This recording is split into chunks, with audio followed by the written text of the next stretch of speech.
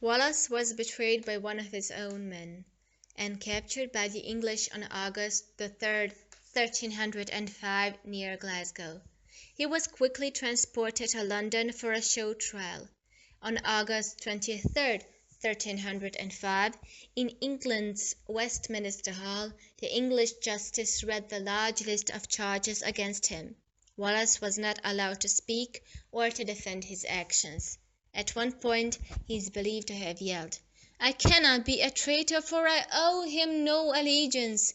He is not my sovereign, he never received my homage, and whilst life in this persecuted body he never shall receive it. To the other points whereof I am accused, I freely confess them all. As governor of my country, I have been an enemy to its enemies. I have slain the English. I have mortally opposed the English king. I have stormed and taken the towns and castles which he unjustly claims as his own. If I or my soldiers have plundered or done injury to the houses of ministers of religion, I repent me of my sin, but it is not of Edward of England I shall ask pardon."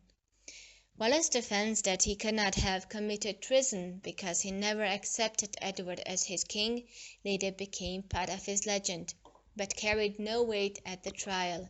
Wallace was found guilty of treason, sacrilege, murder, and a host of other offences. Wallace was sentenced to be drawn, hanged, and quartered. His torture began by him being dragged along the ground behind horses to the place of execution, a 4.5-mile journey. Once dragged naked to the butcher's yard at Smithfield in London, Wallace died the most horrific death you can possibly imagine. He was hung until semi-conscious, stretched, his penis and testicles were sliced off, his stomach was open, and his intestines pulled out and set on fire while still attached to him. His rib cage was cut open to show his still beating heart. All this done before his very eyes.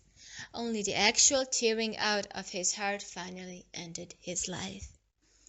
Within sight of St. Bartholomew's Church, Wallace was beheaded and quartered, his head placed on a spike on London Bridge, other parts of his body sent to leading towns in Scotland, as a warning to all other future traitors.